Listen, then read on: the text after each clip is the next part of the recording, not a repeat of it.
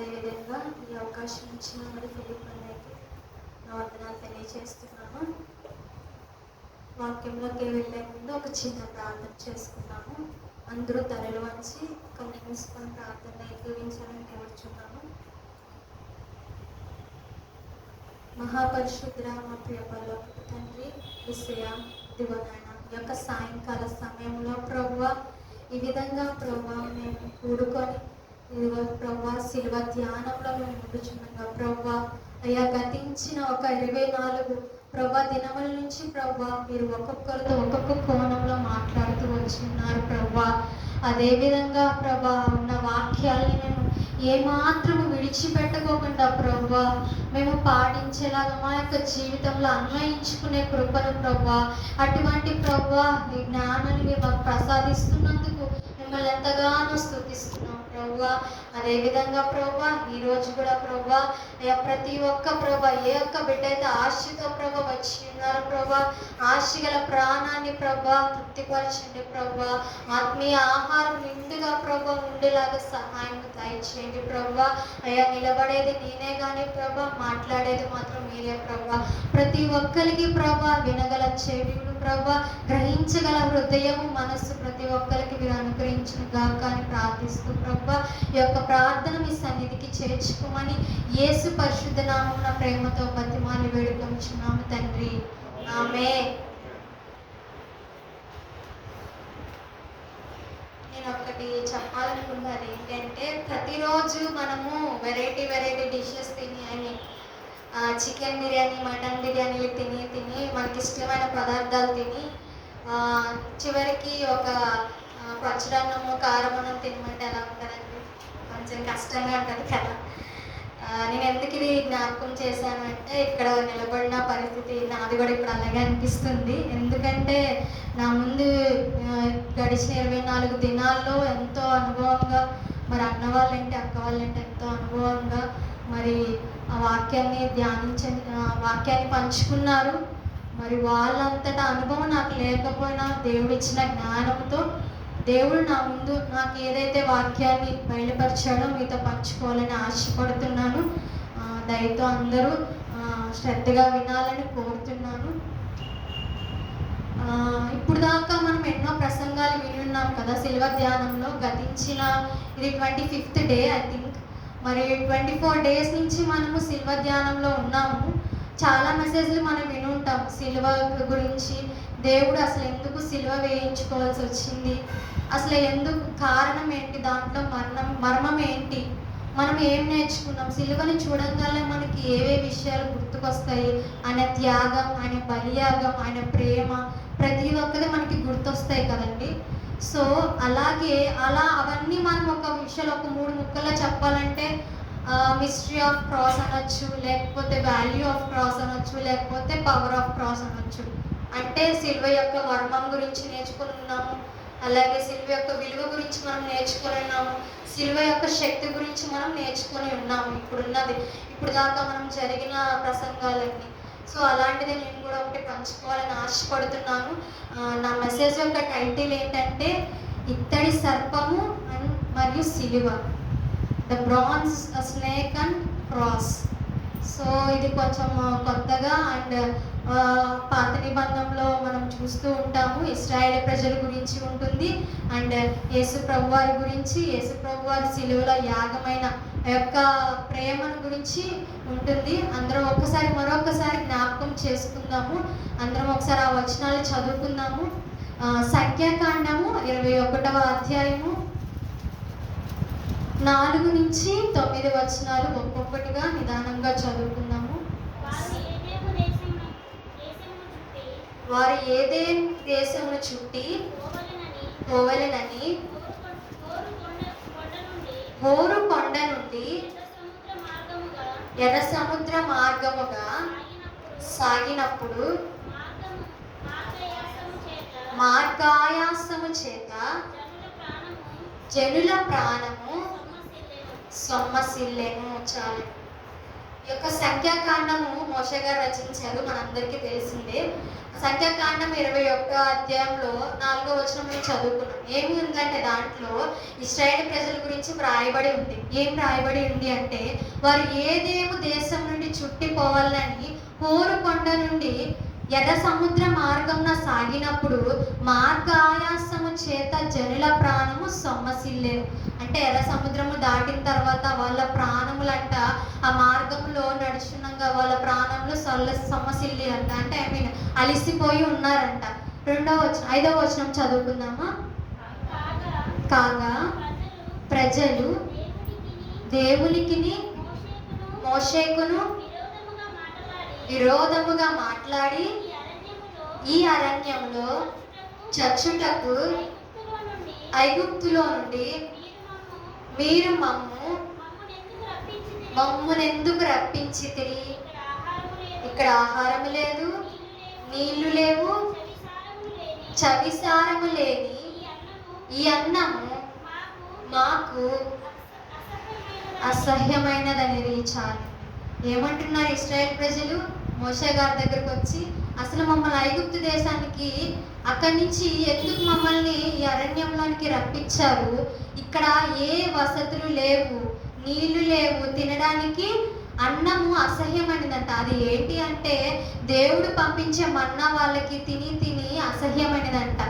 అది అలాగా వచ్చి దేవుడు ఏర్పాటు చేసుకున్న మోషే, దేవుడు ఏర్పాటు చేసుకున్న వ్యక్తే కదండి మోషే. ఆయనకు విరోధముగా మాట్లాడుతున్నారంట ఇశ్రాయేల్ ప్రజలు. నువ్వు మమ్మల్ని ఎందుకు తీసుకొచ్చావయ్యా ఈ ప్రదేశానికి, అరణ్యంలో చెప్పేయడానిక? ఐగుప్తు దేశంలోనే బాగుంది కదా మా పరిస్థితి, కొంచెం వెట్టి చాకరీ ఎక్కువైనా టయానికి అవన్నీ ఉండేవి, మాకు అన్ని వసతులు ఉండేవి. కానీ నువ్వు తీసుకొచ్చిన ప్రదేశంలో మాకు ఏ రకమైన వసతులు, ఎటువంటి సౌకర్యాలు, ఎటువంటి లగ్జరీ మాకు లేదు అని మోషే గారితో విరోధంగా మాట్లాడుతున్నారంట. అయితే దానికి ఏం జరిగిందో తర్వాత చదువుదామా. 6వ వచనము. అందుకు యెహోవా ప్రజలలోనికి తాపకరమైన సర్పములను పంపెను. అవి ప్రజలను కరువగా ఇశ్రాయేలీలలో అనేకులు చనిపోయిరి. ఇశ్రాయేల్ ప్రజలు ఎవరి మీద విరోధంగా మాట్లాడారు? యెహోవా దేవుడి మీద, దేవుడు ఏర్పాటు చేసుకున్న మోషే మీద. అలాంటప్పుడు దేవుడు ఊరుకుంటాడా? అసలు ఊరుకోడు కదా. ఏం చేశాడు దేవుడు? వాళ్ళ విరోధానికి తగినట్టు తాపకరమైన సర్పములంట. ఇది ఘోరమైన విషముతో నిండిన సర్పములంట. ఒక్కసారి కానీ కాటు వస్తే దానికి విరుగుడే ఉండదంట. అంటే నేను విన్నదాని ప్రకారము హిస్టరీలో నాకు అలా అర్థమైంది. అది ఒక్కసారి కానీ కాటు వేస్తే దానికి మందే లేదంట. అటువంటి సర్పములు దేవుడు రప్పించి వాళ్ళు కాటువేగా అప్పుడున్న వాళ్ళందరూ చనిపోయి సాగారంట. తర్వాత చదువుదామా. కాబట్టి ప్రజలు మోషే యొద్దకు వచ్చి మేము యెహోవాకును పాపము చేసితిమి, యెహోవా మా మధ్య నుండి ఈ సర్పములను తొలగించినట్లు ఆయనను వేడుకొనమనిరి. చాలు. ఇప్పుడు ఏమైంది? ఇప్పుడు తెలిసింది. ఏం జరిగింది? ఇలాగా మా విరోధం వల్లే, మేము మాట్లాడిన మాటల వల్లే, మీరు సనగడం వల్లే యెహోవా దేవుడికి కోపం వచ్చింది. ఆయన దానికి బదులుగా మాకు ఈ సర్పములు పంపించి కాటు వేయించాడని వాళ్ళకి కొంచెము ఒక వచ్చింది, బల్బు వెలిగింది. ఇశ్రాయేల్ ప్రజలందరికీ ఒక ఆలోచన అనేది తట్టింది. తట్టగానే ఏం చేశారు? సమస్య వచ్చింగానే ఎక్కడికి వెళ్తారు? సమస్య ఎవరైతే సొల్యూషన్ ఇవ్వగలరో వాళ్ళ దగ్గరికి వెళ్తారు. అయితే ఎవరి దగ్గరికి వెళ్ళారు? ఇంకా అధికారిని మోషే గారి దగ్గరికి వెళ్ళారు. ఏమన్నారు?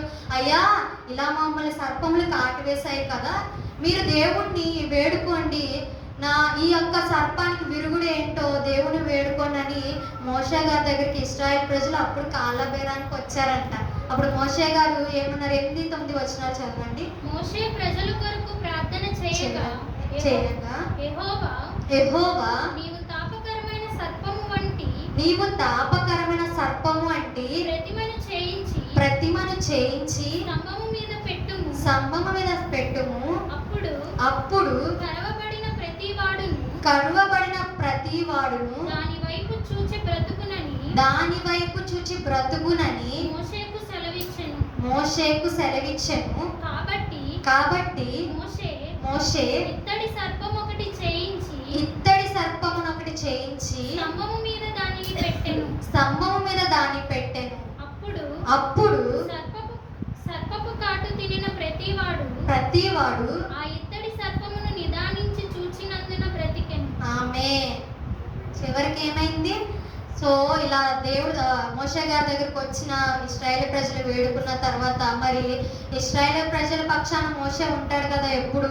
ఇంకా దేవుడి దగ్గరికి వెళ్ళి ప్రార్థన చేయగా యెహోవా దేవుడు ఒక ఆలోచన ఇచ్చాడు. నువ్వు ఒక స్తంభాన్ని, ఒక పొడవాటి స్తంభాన్ని నువ్వు తీసుకొచ్చి నిలవబెట్టి అక్కడ ఒక ఇత్తడి ఒక ఏ సర్పం అయితే వాళ్ళ తాపకరమైన సర్పం వాళ్ళకి కాటు వేసిందో దానికి బదులుగా దానికి ప్రతిబింబం, అంటే దానికి ఏమన్నారు ఇక్కడ, ప్రతిమను చేయించి ఆ స్తంభానికి పెట్టుము.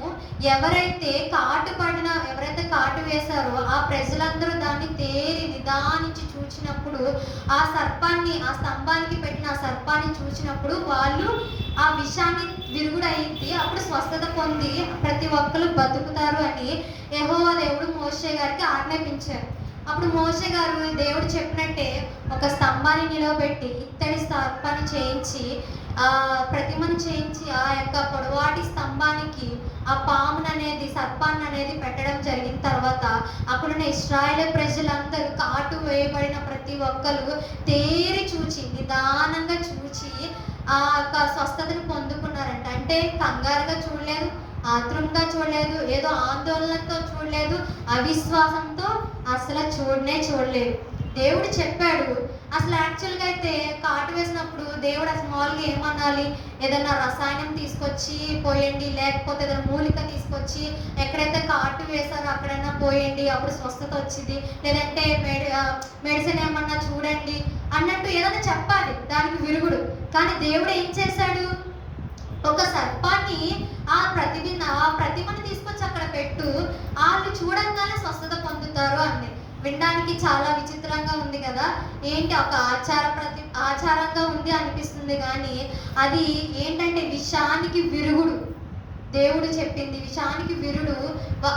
నేను విన్నది ఏంటంటే, ఒక సర్పం కానీ కాటు వేస్తే దానికి విరుగుడు మెడిసిన్ ఏంటంటే ఆ సర్పంలో ఉన్న విషమే విరుగుడు అంట. అంటే మనం ఒక్కొక్కసారి ఎవరైనా కాటు వేసినప్పుడు హాస్పిటల్ కానీ ఎక్కడికైనా వెళ్ళినప్పుడు పెద్దవాళ్ళు ఏమంటారు, ఏ పాము నిన్ను కాటు వేసింది, ఏ రకమైన పాము, ఎలాంటి పాము అని అడుగుతూ ఉంటారు కదా. ఎందుకు అంటే దాంట్లో ఉన్న విషయమే ఒక మెడిసిన్గా చేసి అదొక విరుగుడు అంట.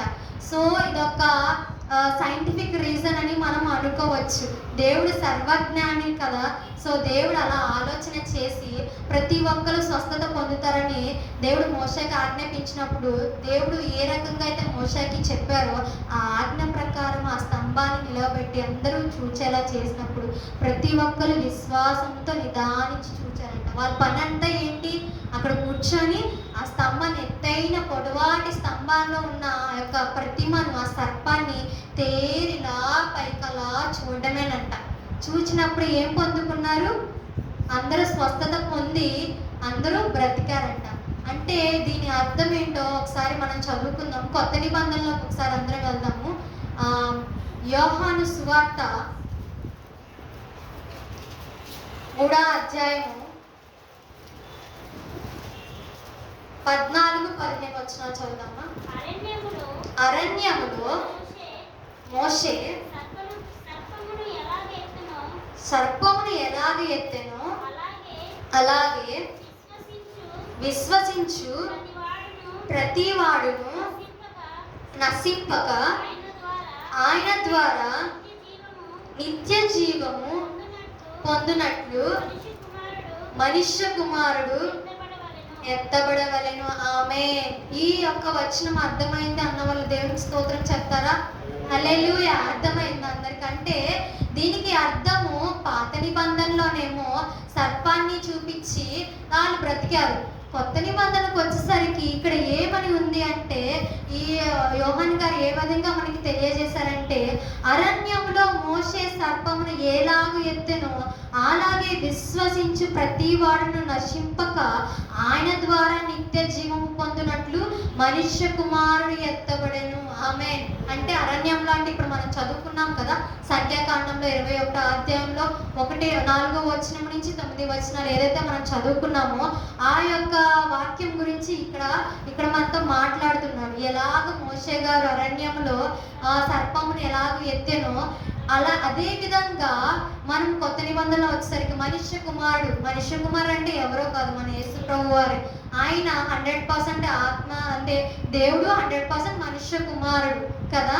సో మనుష్య కుమారుడు ఆయన నిత్య జీవం పొందినట్లు ఆయన ఎత్తబడవలను అని ఉంది. అంటే ఆకాశానికి భూమికి మధ్యలో వేలాడబడిన ఆయన యేసు ప్రభుని దీన్ని సాదృశ్యంగా తీసుకోవాలి మనం. ఎందు నిమిత్తం అంటే ఇప్పుడు అందరికి ఒక డౌట్ రావచ్చు, సర్పం అంటే పాపంతో మనం పోలుస్తాం. మనము క్యాజువల్గా అంటాం సర్పము, పాము అంటే పాపానికి సాదృశ్యంగా మనం తీసుకుంటాం. మరి యేసు ప్రభుని ఎలాగా మీరు దాంతో పోలుస్తారని ఎవరికైనా సందేహం రాగలదు. సో దానికి నేను ఒక అద్భుతమైన వచనం మీకు చూపిస్తాను. అదేంటి అంటే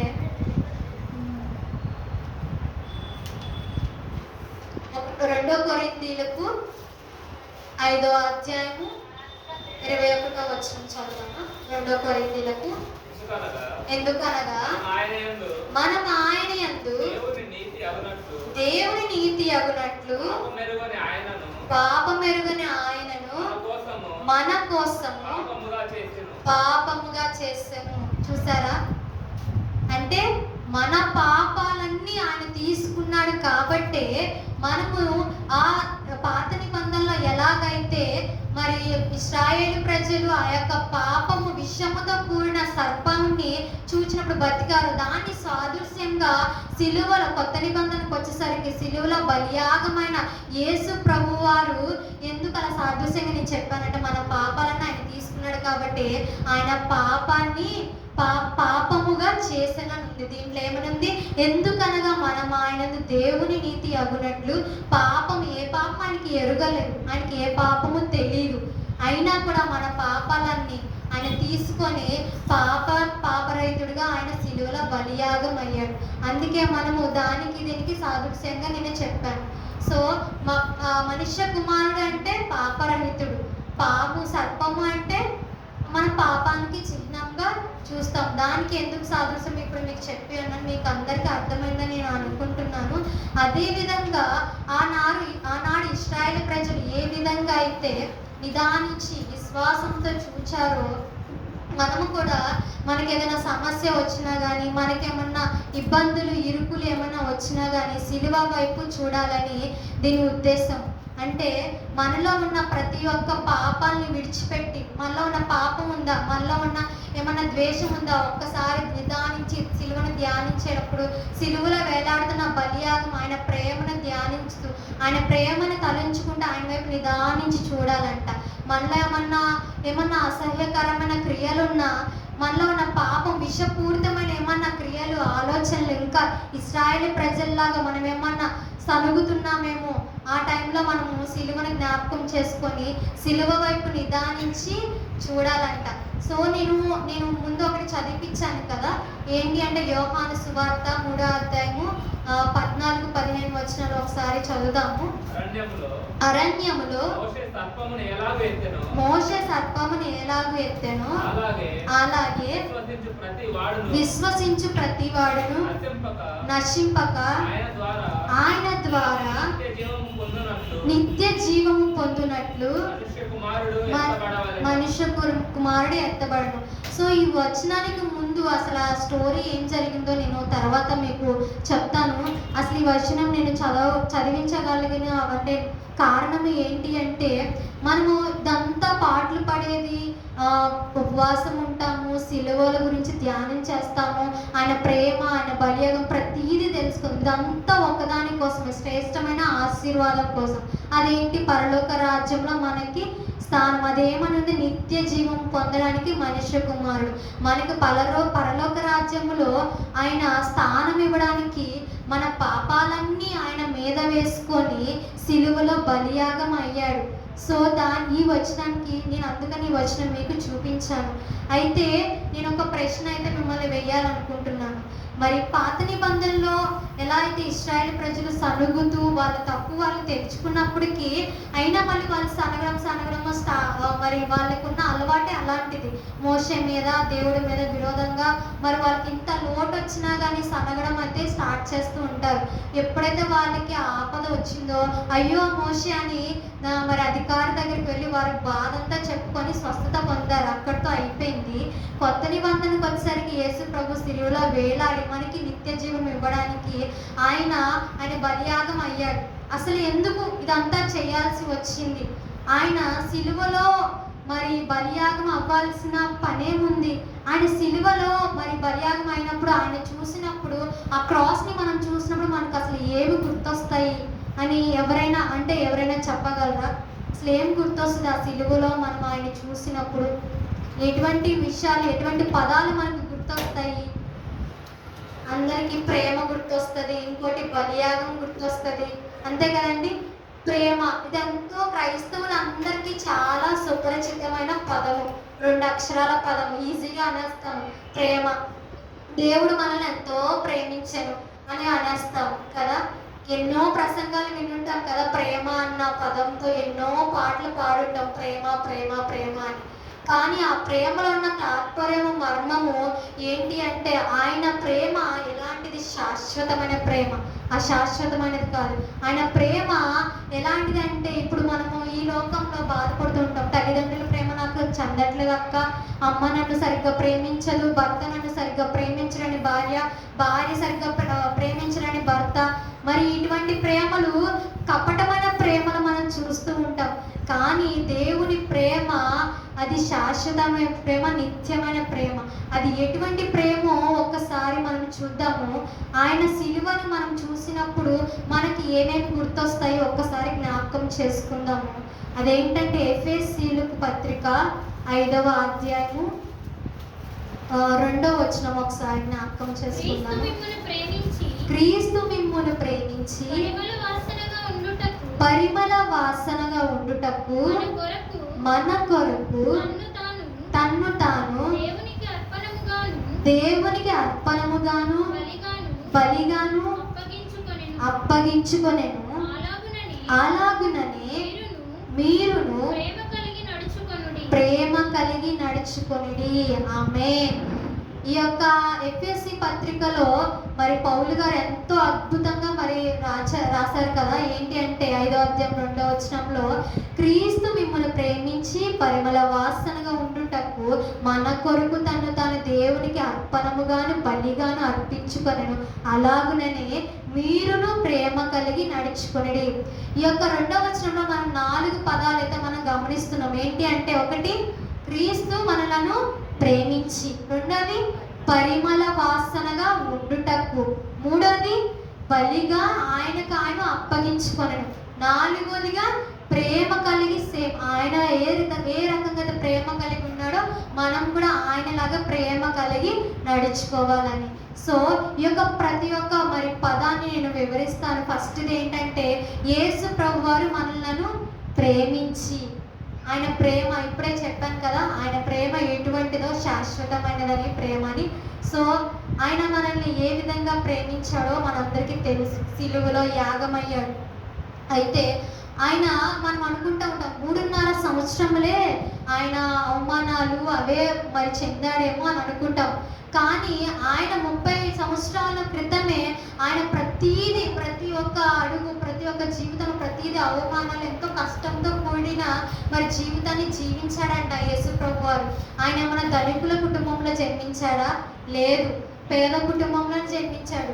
మరి తిండికి నాకు తెలిసి చాలా చాలా పూర్ అండ్ ఫ్యామిలీలో దేవుడు యేసు ప్రభు వారు బాల్యంలో మరి జన్మించాడు. అందరూ అనుకుంటారు యేసు ప్రభు వారు పశువుల పాకలో జన్మించారని. కాదు, రోడ్డు మీద జన్మిస్తే ఆయన తీసుకొచ్చి ఒక పశువుల తొట్టిలో పరుండబెట్టాడంట. అది అసలైన మరి మర్మం అది. అయితే యేసు ప్రభు వారు అటువంటి పరిస్థితుల్లో నుంచి మరి 2 సంవత్సరాల్లో ఏ రోజు రాజు యేసు ప్రభు పుట్టినగానే మగ పిల్లలందరినీ చంపేయండి అని ఆ ఒక ఆజ్ఞ జారీ చేశారు. ఆ సమయం నుంచి ఆయన కష్టము ఎంతో ఇరుకైన స్థలంలో ఆయన పెట్టి పెరగడం జరిగింది. చిన్నప్పటి నుంచి ఆ వడ్రంగి పని చేస్తూ తల్లిదండ్రులకి విధేయుడై ఉండుతూ ఎంతో వేలంతో ఎంతో కష్టంగా పెరిగినాడు. అసలు ఆయనకి ఏమవసరం అండి? ఆయన ధవలవర్ణుడు, ఆయన సర్వాంతర్యామి. అటువంటి పరిస్థితిలో ఉండడానికి అసలు ఆయనకు అవసరమేముందా? ఆయన ధనవంతుల ఇళ్లలో పుట్టచ్చు కదా, ఇన్కేస్ పుడితే మనకు దొరికేవాడే కాదు. పూర్గా మరి లేని వాళ్ళ స్థితిలో పుట్టాడు కాబట్టి మనందరికీ యేసుక్రీస్తు అందరికీ ప్రభువై ఉన్నాడు.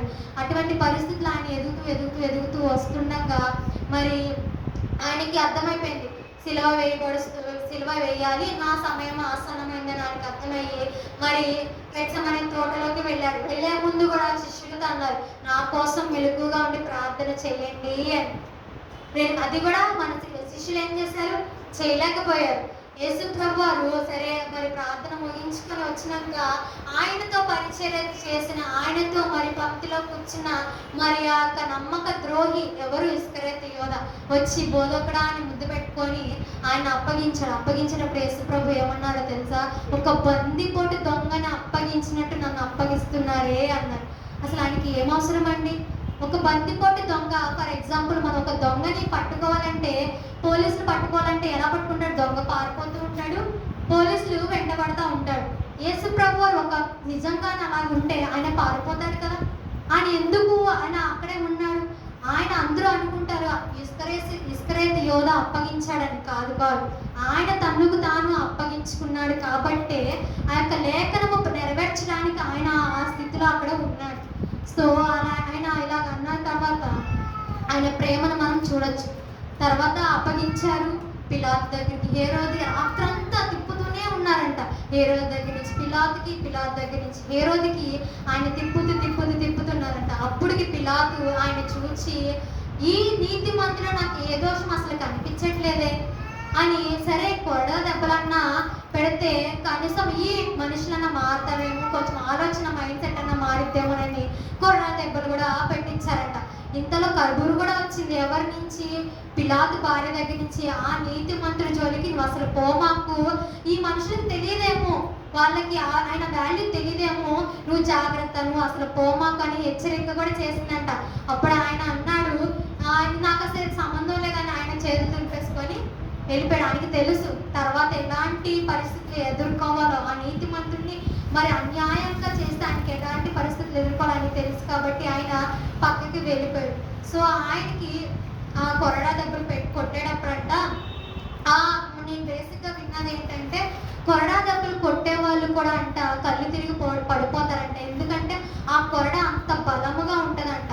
ఎందుకంటే ఆ కొరడ ఎలా తయారు చేస్తారంటే, బలమైన జంతువుల యొక్క పళ్ళతో అండ్ వాళ్ళ ఎముకలతో తయారు చేస్తారంట. ఆ కొట్టే ఒక ఫోర్స్కి దాన్ని మరి ఇలా కొట్టి మరి ఇలా లేపి మళ్ళీ తీసుకొచ్చి అలా కొట్టే ఫోర్స్కి వాళ్ళకి కళ్ళు తిరిగి మైకం వచ్చి పడిపోతారంట. అటువంటి మరి కొట్టే వాళ్ళకి అంత ఇదిగా మరి మైకం వచ్చి పడిపోతారే అంటే, మరి యేసు ప్రభు వారు అంత ఒక్కటి తక్కువ మరి 40 దెబ్బలు కొరడ దెబ్బలు కొట్టించుకున్నాక అలా దెబ్బ వేస్తున్నాక ఆ యొక్క పెచ్చులుగా చర్మానికి ఉన్న మరి పాల లాంటి చర్మం కదా యేసు ప్రభు వారి, ఆ చర్మాన్ని పెచ్చులుగా ఊడి వస్తుంటే అయినా కానీ సహించాడంట. ఎందు నిమిత్తము? నిన్ను నన్ను ప్రేమించాడు కాబట్టి ఆ కొరడా దెబ్బలు సైతం సహించాడంట. కొరడా దెబ్బలతో ఊరుకున్నారా? ముళ్ళ కిరీటం పెట్టాడు, అయినా ఊరుకున్నారా? ఒక బందిపోటు దొంగను కొట్టినట్టు కొట్టుకుంటూ కొండపైకి తీసుకెళ్ళి ఆకాశానికి భూమికి మధ్య శిలువలో వేలాడంట. అయినా ఆయన నోరు తెరవని ప్రేమ. మనం పాడుకుంటాం కదా, నోరు తెరవని ప్రేమ బదులు పలకని ప్రేమ అని పాడుకుంటాం కదా. నిజంగా ఆయన నోరు తెరవని ప్రేమ అంటే ఎందుకు?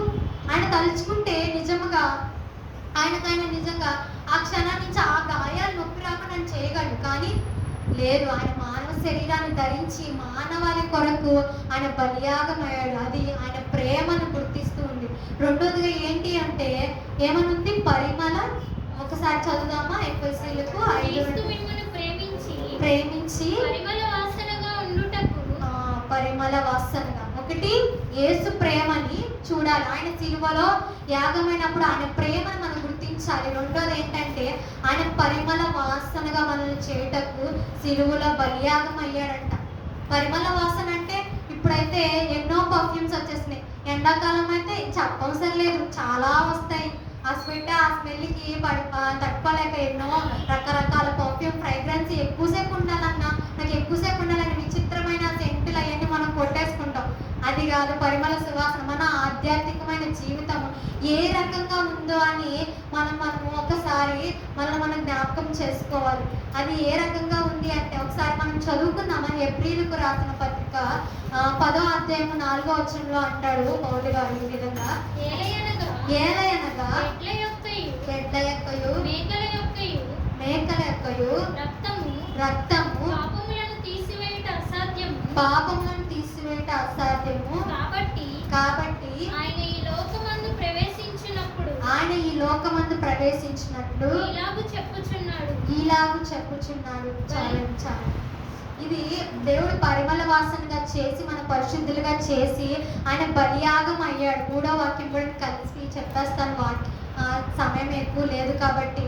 అయితే పాత నిబంధనలో మనం ఏదైనా పాపము చేస్తే దానికి బదులుగా ఒక కోడెనను, ఒక పావురపు పిట్టనను, గువ్వనను, ఒక రక్త ప్రోక్షణ ఆ ప్రదేశం అంతా ప్రోక్షించబడితే వాళ్ళకున్న పాపం పోయిద్దని నమ్మేవాళ్ళు.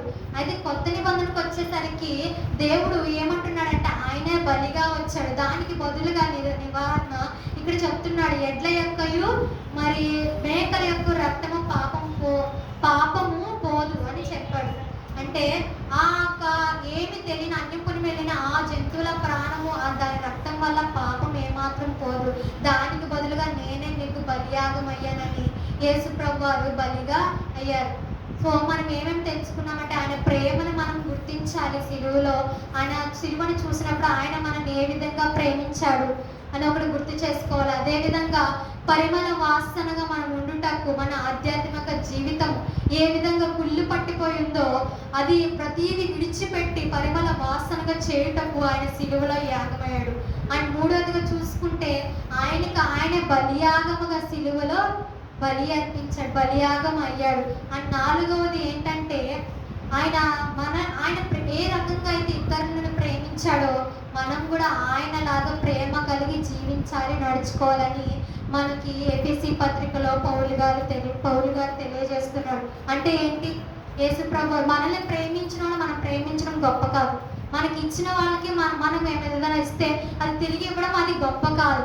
మనల్ని ద్వేషించిన వారి సహితము, మనల్ని అసహించుకున్న వారి సహితము మనం ఏం చేయాలంటే ప్రేమించాలని దేవుడు ఒక ప్రేమను చూసి మనము నేర్చుకోవాలి అంట. మరి పౌలు గారు ఈ రకంగా మనతో మాట్లాడుతున్నారు. నేను ఇది ధ్యానిస్తుండగా నాకు ఒక జరిగిన సంఘటన ఒకటి గుర్తొస్తుంది. అదేంటి అంటే అది బ్రిటన్ దేశంలో అనుకుంటా డేవిడ్ జార్జ్ అని ఒక వ్యక్తి ఉండేవారు. ఆయన ప్రైమ్ మినిస్టర్. ఆయన 1916లో ఒక దేశాన్ని పరిపాలించారు ఆయన ప్రైమ్ మినిస్టర్గా. సో ఆయన ఎంతో గొప్ప హోదాలో ఉన్న ప్రైమ్ మినిస్టర్ అంటే మామూలు విషయం కాదు, గొప్ప హోదాలో ఉన్న మనిషి కదా.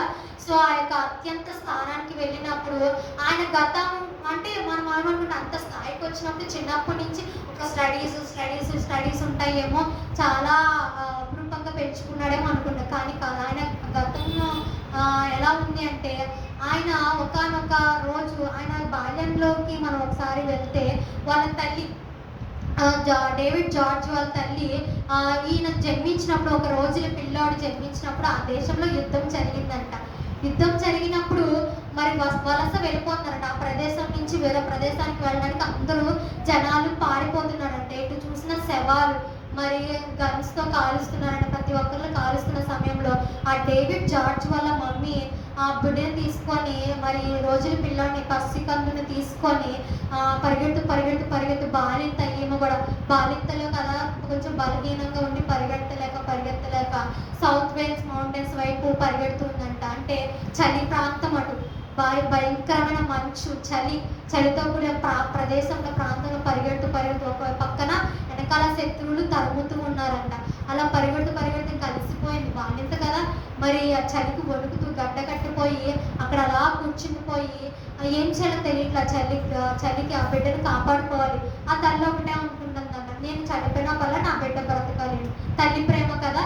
సో ఆమె ఒంటి మీద ఉన్న శరీర బట్టలు కూడా ఆ వెదర్కి సెట్ అయ్యే వస్త్రాలు అయితే కాదు, నార్మల్ వస్త్రాలు అంట. అయితే ఆ వస్త్రాల సహితము తీసివేసి ఆ బిడ్డకి చుట్టువేసి ఇలా హత్తుకొని మరి ఒళ్ళో కూర్చోబెట్టుకొని అలా కూర్చునిపోయిందంట. అలా కూర్చొని మంచు పడి పడి పడి గడ్డ కట్టి ఆ తల్లి అక్కడే మరణించింది. కుమారుడు అయితే సజీవంగా ఉన్నాడు. అలాగే ఆ తల్లి ఎలా అయితే వలస వెళ్ళిపోవాలని పరిగెత్తుకుంటూ వచ్చింది, సేమ్ ఆ తల్లిలాగా ఇంకా మనుషులు కూడా, వేరే ప్రజలు కూడా అలా పరిగెత్తు వస్తున్నాక ఎక్కడో చిన్న వాయిస్ వినిపిస్తుందంట. చిన్నపిల్లడు, అరే ఇక్కడ ఎక్కడో వాయిస్ వినిపిస్తుందని వెళ్ళి చూస్తే ఒక తల్లి వాళ్ళ చిన్న బిడ్డ, రోజుల పిల్లోడు ఉన్నాడంట. ఆ తల్లి ఏమో చనిపోయింది. ఆ బిడ్డ బలవంతంగా తీసి, అంటే బిగుసుకుపోయి ఉన్నాడు పిల్లోడు, తల్లి ఒడ్డు బలవంతంగా తీసి ఆ తల్లిని అక్కడే కూర్చివేసి తీసుకెళ్ళిపోయారంట. ఆ కుటుంబంలోకి వెళ్ళిన డేవిడ్ జార్జ్ గారు దేవుడిలో ఆ కుటుంబం దేవుడిని ఎదిగిన కుటుంబం కాబట్టి దేవుడిలో ఎదిగాడు. అలా ఎదిగి ఎదిగి ఎదిగి ఒక మరి ప్రైమ్ మినిస్టర్ అయ్యారని చెప్పారు కదా. మరి తెలిసిపోయింది కదా పెంచిన ప్రేమ ఎలాంటిదో, తల్లి ప్రేమ ఎలాంటిదో తెలిసిపోయింది కదా. మరి ఒకనొక సమయంలో అడిగాడంట, అసలు నేను నిజంగా మీకు పుట్టిన కుమారుడినేనా అని అడిగాడంట. అప్పుడు నాకు రివీల్ చేయాలి ఆ సీక్రెట్ని చెప్పారంట. అప్పుడు చెప్పాల్సి వచ్చిందంట, ఇలాగ నువ్వు మాకు దొరికావు, ఆ సౌత్ వేల్స్ మౌంటైన్స్ దగ్గర నీ తల్లి ఇలా చనిపోయింది, ఇలా మేము తీసుకురావడం జరిగింది, ఇలా పెంచుకున్నామంటే నేను వెంటనే ఆ స్థలానికి వెళ్ళాలని చెప్పాడంట. సరే నువ్వు అన్నట్టని ఆ డేవిడ్ జార్జ్ గారిని ఆ ఫ్యామిలీ మొత్తం వెళ్ళి ఆ తల్లి ఎక్కడైతే పాతి పెట్టబడిందో అక్కడ తీసుకెళ్ళారంట. ఆ స్థలానికి వెళ్ళి చూసినప్పుడు కొంచెం కన్నీటితో ఇంకా తల్లిని గుర్తు చేసుకొని, నువ్వు నా కోసం ఎంత త్యాగం చేసావా, నీ వస్త్రాలు సైతం తీసివేసి నాకు కప్పి నన్ను బ్రతికించావని కొంచెం కన్నీటితో ఏడ్చి నివాళులు అర్పించి, నేను నీకు ఏమి ఇచ్చిన రుణం తీర్చుకోలేనమ్మా, అయితే ఆయన ఒంటి మీద ఉన్న విలువైన వస్త్రాన్ని, విలువైన కోట్ని తీసి ఆ సమాధి మీద కప్పి నివాళులు అర్పించి అక్కడి నుంచి వెళ్ళిపోయాడంట. నేను ఈ సంగతి మీకు ఎందుకు గుర్తు చేశాను అంటే, ఒక ప్రైమ్ మినిస్టరే తల్లి యొక్క ప్రేమను, త్యాగాన్ని గుర్తిస్తే మరి సర్వాంతర్యామి మన యొక్క మరి ప్రతి ఒక్క పాపాన్ని, భారాన్ని ఆయన మీదేసుకున్న యేసు ప్రభు వారి ప్రేమను మనం గుర్తించాలని మరి ఈ యొక్క సంఘటన మీకు అందరికీ తెలియజేశారు. ఆయన ఎంత మరి ప్రేమ కలిగి, ఎంత మరి మన పరిమళ వాసనగా చేయుటకు మళ్ళీ బలియాగమయ్యి, అదేవిధంగా ఆయన ప్రేమలాగా మనం కూడా ఇతరులని ప్రేమించాలని యేసు ప్రభు వారు ఆ యొక్క సిలువలో యాగమయ్యాడు. ఇది మరి యేసు ప్రభు వారు మరి సిలువను చూసినప్పుడు మనకి గుర్తు రావాల్సిన మరి ఒక పదాలు, మరి ఒక మాటలు, ఇదే మాటలతో మనం ఇంతకుముందు చాలా విని ఉంటాము, కానీ ఇవి కూడా గుర్తు చేసుకోవాలని నేను ఒకసారి మీ అందరికీ గుర్తు చేశాను. సో ఈ యొక్క మాటలు మనందరి వినికిలో దేవుడు దీవించి ఆశీర్వదించబడి కాక. అందరూ కళ్ళు మూసుకొని కొన్ని నిమిషాలు ప్రార్థన చేద్దాము. ఒకసారి ప్రార్థన చేద్దామా? యేసు ప్రభువారు ఏ రకం కొరడా దెబ్బలు, ఒక్కసారి పాలుకాల దేహం పైన అంట ఆ కొరడా దెబ్బలు భయంకరంగా కొడుతుంటే, ఆ కొరడా దెబ్బలకి ఆ పెచ్చులుగా ఊని ఆ యొక్క శరీరం కింద పడుతుంటే అయినా నోరు తెరవలేదంట. ఆ ప్రేమను ఒక్కసారి జ్ఞాపకం చేసుకుందాం. ఇంకా మనము ఇశ్రాయేలు ప్రజల్లా ఉన్నామేమో, సనుగుతున్నామేమో, చిన్న లోటు వచ్చినా ఎందుకు ఇలా చేసావు ప్రభు అని దేవుని ప్రశ్నిస్తున్నామేమో, ఒక్కసారి జ్ఞాపకం చేసుకుందామా? యేసయ్య నిజంగానే మేము మిమ్మల్ని ప్రశ్నించే వారిగా మీకు విరోధంగా ఉంటున్నామేమో, ఒక్కసారి మమ్మల్ని క్షమించండి ప్రభు. ఇక మీద నుంచి మేము సలిగే వారిలా ఉండకోకుండా ప్రభు, మమ్మల్ని మేము ప్రభు మీరు చేసిన త్యాగాన్ని మేము గుర్తెరిగి ఇక మీద నుంచి మీ ప్రేమను వెదజల్లేలాగా, అటువంటి విధంగా మమ్మల్ని ఇక్కడున్న ప్రతి ఒక్కరికి అటువంటి కనువిప్పు దయచేయండి అని ప్రతి ఒక్కరు ప్రార్థన చేద్దామా? అందరూ ప్రార్థన చేద్దాము. ఒక్కసారి జ్ఞాపకం చేసుకుందాము. సిలువలో ఆయన చేసిన త్యాగాన్ని ఒక్కసారి జ్ఞాపకం చేసుకుందాం. ఆ తల్లి యొక్క త్యాగాన్ని ఆ ప్రైమ్ మినిస్టర్ ఎలా అయితే మరి గుర్తెడిగాడో, ఆఫ్టర్ ఒక ప్రాణానికి ఆవిడ మరి కాపాడింది, ఆ కొద్ది క్షణాన్ని కాపాడిన దానికి మరి ఆ ప్రైమ్ మినిస్టర్ అంతగా నివాళులు అర్పించి కన్నీటితో మరి ఆ యొక్క ప్రార్థన కన్నీటితో ఆ యొక్క తల్లి దగ్గరికి వెళ్ళి హత్తుకున్నాడే. మరి మనం ఏం చేయాలి? మన కోసం అంతగానంగా త్యాగం చేసి ధవలవరుడు, రత్నవరుడు ఆయన మన కోసం చేసిన త్యాగానికి మనమేం చేయాలి? దానికి బదులుగా ఒక్కసారి మన పాపాల నిమిత్తము ఆయన ముందు పెట్టి, ఇదిగో నేను ఈ పాపం చేస్తున్నాను, మీ అందరూ నిత్య జీవం పొందినట్టుకు ఈ క్షణమే ఆ యొక్క పాపాన్ని విడిచిపెడుతున్నాను నేను ఒక్కసారి ప్రార్థన చేసుకుందాం. అందరం కలిసి ఒక్కసారి ఈ పాట పాడుకుందాం. ఆ సిలువలో ఆయన ఏ పాపము, ఏ నేరము చేయని దేవుడు కొరడా దెబ్బలు తిన్నాడని ఒకసారి ఈ పాటని పాడుకుంటూ ఒకసారి ఆ సిలువ ధ్యానం జ్ఞాపకం చేసుకుందామా? నేరము చేయని నీవు ఈ ఘోర పాపి కొరకు భారమైన సిలువ మోయలేక మోసావు. నేరము చేయని నీవు ఈ ఘోర పాపి కొరకు భారమైన సిలువ మోయలేక మోసావు. కొరడాలు చెల్లని చీల్చెడి నీ సుందర దేహములే. కొరడాలు చెల్లని చీల్చెడి నీ సుందర దేహములే. తడిపెను నీ తనువులే రుధిరంబుదారలే. తడిపెను నీ తనువులే రుధిరంబుదారలే. బలియైన యేసయ్యా, బలియైన యేసయ్యా, బలియైన యేసయ్యా, బలియైన యేసయ్యా. నిలువెల్ల నలిగితివా, నీవెంతో అలసితివా. సిలువలో ఆ సిలువలో ఆ ఘోర కల్వరిలో తులువల మధ్యలో వేలాడిన యేసయ్యా. తులువల మధ్యలో వేలాడిన యేసయ్యా. యేసయ్యా, నిజంగా ఏ నేరము చేయలేదు ప్రభా. అయ్యా మా కోసం ప్రభా మా పాపాన్ని నీ మీద వేసుకొని ప్రభా సిలువలో యాగమయ్యారు ప్రభా. ఏ నేరము చేయలేదు ప్రభా. అయినా కానీ ప్రభా ఎవరు చేస్తారు ప్రభా మా కోసం ఇప్పుడున్న రోజుల్లో ప్రభా. అయ్యా కనీసం మాట సహాయం చేయడానికి రారు ప్రభా. కానీ ప్రభా మీరు సిలువలో యాగమయ్యారు, మీ ప్రేమ చూపించారు ప్రభా. నిజంగా కుళ్ళు పట్టిపోయి ఉన్నాయి ప్రభా మా ఆలోచన ప్రభా. అయ్యా భ్రష్టత్వంలో ఉన్నాము ప్రభా. పరిమళ వాసనగా మమ్మల్ని చేయుటకు ప్రభా. అయ్యా మీ యొక్క పరిశుద్ధ తైలంతో మమ్మల్ని అభిషేకించి ఉన్నారు ప్రభా. నిజముగానే ప్రభా మీరు బలియాగం అయ్యారు. అయ్యా ఎట్లా యొక్క ప్రభా దేని వల్ల ప్రభా రక్తం వల్ల ప్రభా పాపము పోదు అని మీరే దానికి బదులుగా ప్రభా మీ యొక్క రక్తాన్ని చిందించి మా యొక్క పాపానికి ప్రభా ప్రాయశ్చిత్తము చేసి ఉన్నారు ప్రభా. మీకు స్తోత్రములు ప్రభా. అయ్యా నిజముగానే ప్రభా ఇంకా మేము ఇశ్రాయేలు ప్రజల్లా ఉంటున్నామేమో ప్రభా. అయ్యా సమస్య రాగానే ప్రభా సనుగుతున్నామేమో ప్రభా. అయ్యా సమస్య రాగానే ప్రభా మిమ్మల్ని విడిచిపెట్టి పారిపోతున్నామేమో ప్రభా. సమస్య రాగానే ప్రభా మీ యొక్క సన్నిధికి దూరం అయిపోతున్నామేమో ప్రభా. సమస్య రాగానే ప్రభా మా హృదయాలు మీకు దూరం అయిపోతున్నాయేమో ప్రభా. అయ్యా ఈ క్షణం నుంచి ప్రభా మిమ్మల్ని అంటుకట్టుబడి ఉండేలాగా మా జీవితాన్ని ప్రభా మీరు చేయండి ప్రభా. సహాయం దయచేయండి ప్రభా. మేము నేరారోపణ చేస్తున్నామేమో మమ్మల్ని క్షమించండి ప్రభా.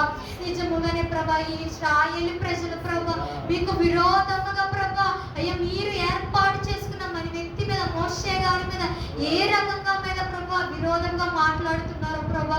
మేము అలాగా మీ యొక్క దైవజనుల మీద ప్రభా మా కోసము చెప్తుంటే మేము విరోధంగా మాట్లాడుతున్నాం ప్రభా. ఇదిగో మా కోసమే చెప్తున్నారు, ప్రసంగం ఈరోజు మొత్తం నా కోసమే చెప్తున్నారు అన్నట్టు అయ్యా మేము మాకు ప్రభా విరోధంగా మేము మాట్లాడుతున్నాం ప్రభా, దూషిస్తున్నాం ప్రభా. దయతో మమ్మల్ని క్షమించండి ప్రభా. మాలో సనుగుడు అనే తత్వాన్ని యేసు నామములో తీసివేయండి ప్రభా. మాలో యొక్క ప్రభా విశ్వాసాన్ని ప్రభా పెంపొందించుకునే సహాయాన్ని దయచేయండి ప్రభా. అయ్యా సమస్య వచ్చినప్పుడు అయ్యా ఏ రకంగా అయితే ప్రభా మీరు చెప్పిన ప్రకారం ఇశ్రాయేలు ప్రజలు నిదానించి ప్రభా ఆ యొక్క స్తంభానికి ఉన్న ఇత్తడి సర్పాన్ని ఏ రకమైతే చూచారో ప్రభా, మేము కూడా ప్రభా నిదానించి మీ యొక్క సిలువ వైపు చూడడానికి ప్రభా నా యొక్క ప్రతి ఒక్క సమస్యని ప్రభా మీ ముందు పెట్టి ఉన్నాం ప్రభా. ఇదిగో నాయన ప్రభా, అయ్యా మమ్మల్ని రుణాలు ఉన్నాయేమో అని మేము బాధపడుతున్నాం ప్రభా. అయ్యా మమ్మల్ని ధనవంతులుగా చేయటం ప్రభా, దారిద్రత ఉండారు ప్రభా, స్తోత్రాలు ప్రభా. అయ్యా ఇదిగో నాయన మేము అప్పుల బాధతో బాధపడడం మీ వైపు చూస్తున్నాం ప్రభా. ఇదిగో నాయన మరి మా కుటుంబంలో నెమ్మది లేదు ప్రభా, మీ వైపు చూస్తున్నాం ప్రభా. కుటుంబంలో నుంచి వచ్చే ప్రేమను మేము పొందుకోలేకపోతున్నాం, మేము మీ వైపు చూస్తున్నాం ప్రభా. ఇదంతటికి మించిన ప్రభా మీ యొక్క ప్రేమను మేము జ్ఞాపకం చేసుకుంటున్నాం ప్రభా. మీ యొక్క బలియాగం జ్ఞాపకం చేసుకుంటున్నాం ప్రభా. మీ యొక్క త్యాగమును మేము జ్ఞాపకం చేసుకుంటున్నాం ప్రభా. ఇక మీదటి నుంచి ప్రభా, ఈ క్షణం నుంచి ప్రభా మాలో ఉన్న ప్రతి ఒక్క పాతరోత జీవితాన్ని విడిచిపెట్టి నవీన స్వభావముతో ప్రభా మీరు ఏ విధంగా అయితే ప్రేమ కలిగి ఉన్నారు ప్రభా, మీ యొక్క ప్రేమను ఇతరులకు సువార్తలను వెల్లడిపరిచే కృపను, అటువంటి ప్రభా ఆసక్తిని ఇక్కడున్న ప్రతి ఒక్క బిడ్డకి ప్రభా మీరు అనుగ్రహించిన గాకాన్ని ప్రార్థిస్తున్నాం ప్రభా. కృపలో జ్ఞాపకం చేసుకోండి ప్రభా. అలాగే ప్రభా మరి సంఘ కాపరిని జ్ఞాపకం చేసుకోండి ప్రభా. ఇంకా అనేక మంది ఎవరొస్తున్న ప్రభా మీ యొక్క సన్నిధానానికి నడిపించి ప్రోత్సహించే కృపను ప్రభా మీ బిడ్డకి ఇచ్చినందుకు ప్రభా ఇక మీద నుంచి బహుబలంగా ప్రభా ఆయా విరామము లేని సేవ పరిచయ భారాన్ని నీ బిడ్డకి ఇచ్చునుగా కానీ ప్రార్థిస్తూ ప్రభా. అయ్యా మరి ప్రభా తల్లిగా నిదత జ్ఞాపకం చేసుకోండి ప్రభా. వృద్ధాప్యంలో ఉంటుచుండగా ప్రభా జ్ఞాపకం చేసుకోండి.